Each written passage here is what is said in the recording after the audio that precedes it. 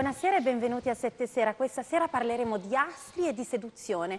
Parliamo di seduzione perché una settimana fa si è festeggiato San Valentino, la festa degli innamorati. Allora tante coppie hanno rinsaldato il loro amore, tanti nuovi innamorati si sono promessi eterno amore, tantissimi single hanno invece espresso il desiderio di trovare l'anima gemella al più presto. Allora la puntata di oggi è in parte dedicata proprio a loro, proprio a noi che ancora questo amore non ce l'abbiamo. Cerchiamo di vedere se gli astri possono darci qualche consiglio per mettere in atto la strategia giusta per sedurre chi ci piace, ma poi scopriremo anche che ogni segno ha una caratteristica e un modo per approcciare al sentimento, per cui daremo proprio tanti consigli anche a chi già l'amore l'ha trovato. Allora do subito il benvenuto al nostro astrologo Stefano Vighi, è esperto di astrologia moderna, astrologia tradizionale, collaboratore di importantissime testate nazionali. Buonasera e ben ritrovato. Buonasera Stefano. Alessandra, buonasera. Allora, che piacere di averti qua. Avevamo Piacere parlato del 2012, adesso però ci dedichiamo all'amore.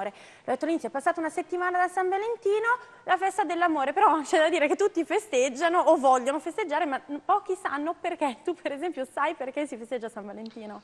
Sì, lo so perché comunque gli astrologi poi si legano al calendario, ai santi, alle ricorrenze, quindi è qualcosa che noi normalmente conosciamo. Adesso non ricordo esattamente i dettagli, però Valentino era un vescovo vissuto molto tempo fa in quella che credo sia l'attuale Inghilterra o Irlanda, e una coppia di innamorati voleva essere sposata da questo vescovo, ma Valentino rifiutava. La coppia insistette molto tempo finché alla fine Valentino cedette e li sposò. E pare che questa coppia fosse così fortunata nella sua vita che tutti volevano farsi sposare da Valentino. E questa leggenda, questa tradizione dall'Inghilterra o dall'Irlanda è passata poi agli Stati Uniti, dove c'è il famoso Valentine Day, e da qui di ritorno in Europa. Quindi è nata un pochettino così, su una leggenda, ed è una festa che per ogni anno, volenti o nolenti, dobbiamo festeggiare. Ci tocca che siamo fidanzati o meno, ahimè. E allora cerchiamo di vedere un po'. È vero che gli astri ci possono indicare la strada giusta? Se qualcuno ci piace, sappiamo il segno, magari anche l'ascendente, si può trovare una via per riuscire a avvicinarsi al suo cuore? Sì, diciamo di sì, nel senso che ogni segno vive una sua energia, vive delle caratteristiche e anche le relazioni, l'amore, che è ovviamente, come tutti possono ben capire, una parte così importante delle nostre vite, viene condizionato da questo nostro modo di essere. Quindi, diciamo, per ogni segno noi possiamo, come hai detto tu giustamente nell'introduzione, cercare di capire quali sono le caratteristiche del segno per cercare di arrivare meglio o più in fretta, per chi non avesse pazienza, al cuore della persona che ama. Questo si può fare. Bene, allora cerchiamo di capire come ama e come possiamo noi conquistare il cuore dell'Ariete. Partiamo dal primissimo segno dello zodiaco. E qui partiamo, diciamo, in quarta, se così possiamo dire, perché l'Ariete è un segno di fuoco cardinale dominato da Marte.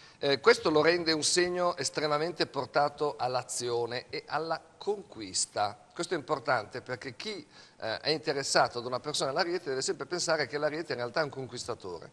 Quindi dar sempre la sensazione all'Ariete che sia lui che ci sta conquistando e non il contrario, quindi un po' come Richelieu, no? Se arrivava di schiena alla cosa.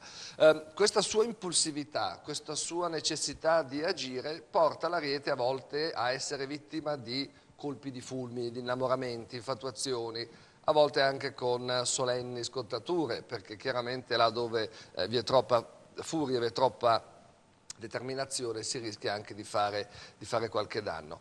Però mediamente diciamo che l'Ariete sa essere una persona molto leale, come tutti i segni di fuoco, onesta, non ama le situazioni ambigue o poco chiare, quindi dimostrare sempre all'Ariete grande lealtà, chiarezza, dire sempre ciò che si pensa, chiaramente entro certi limiti. Queste dovrebbero essere le chiavi, diciamo, per arrivare al cuore del primo segno dello zodiaco. Certo, per cui fare un piccolo passettino indietro ed essere chiarissimi. Esatto, il più chiari possibile. Questo è. Allora andiamo subito al secondo segno e scopriamo il Toro.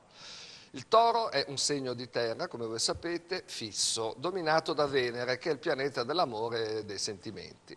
Quindi diciamo, giochiamo un po' in casa, è un segno, noi ce lo possiamo immaginare, questo bovino che rumina tranquillo nel suo prato. E questo è un po' quello che il Toro vuole essere lasciato tranquillo, vuole vivere in pace. È assolutamente interessato all'amore e ai sentimenti per il dominio di Venere, ma lo vuol fare in modo da vivere una situazione di tranquillità, di equilibrio, vuole una relazione che gli dia appunto la tranquillità che ama. Quindi va bene magari all'inizio avere delle situazioni di passione che facciano perdere il sonno, cose di questo tipo, ma nel medio termine ricordiamoci che il Toro punta ad una stabilità, ad una tranquillità di coppia, quindi non ama le persone eccessivamente impulsive, non ama le persone che cambiano idea troppo frequentemente. Per contro sa essere un segno molto generoso, sa essere molto disponibile, altruista, paziente, quindi un ottimo compagno anche il Toro. C'è una corda che non va mai toccata nel segno Quale? del Toro, questo più o meno lo si sa. Il Toro è possessivo, è legato al terreno. Didone, quando arrivò a Cartagine, usò la pelle di un toro per definire il territorio della sua città. Quindi sconsigliato, a meno che non sia necessario per qualche motivo per suscitare un po' più di passione, sconsigliato tassativamente andare a solleticare la sua gelosia perché i risultati potrebbero essere non belli. Deleterie, Deleterie. assolutamente, per cui pensate alla stabilità, alla tranquillità, tantissima sicurezza col Toro, non fate scherzi strani, non ingelosite. No. E adesso andiamo a scoprire i gemelli.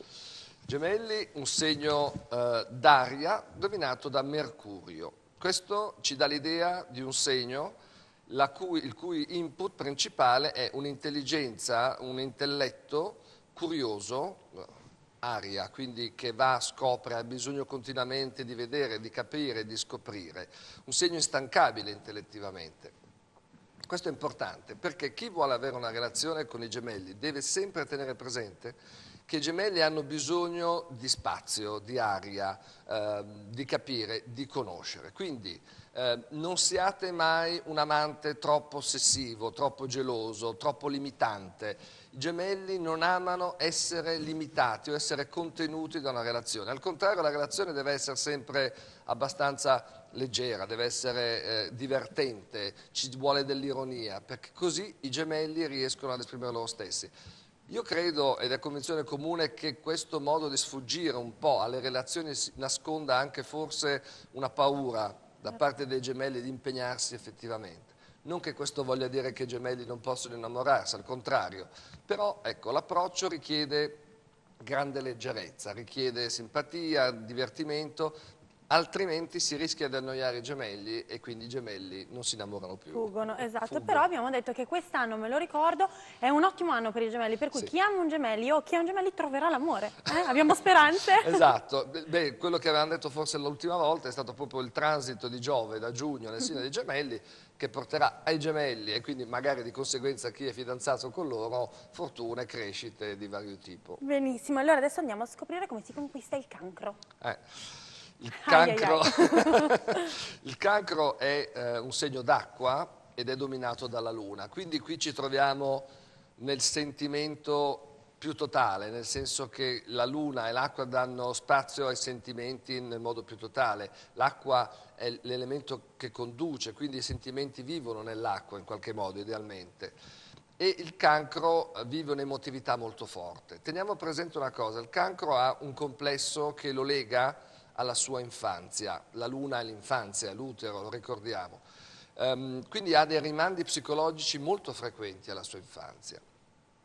Se noi vogliamo conquistare un cancro, dobbiamo in qualche modo immaginarci di avere a che fare, in senso lato, con un bambino. Quindi coccolarlo, viziarlo, fargli dei regali, cercare di capirlo, capire le sue esigenze, essere molto disponibili. In questo modo il cancro si aprirà, si fiderà di noi.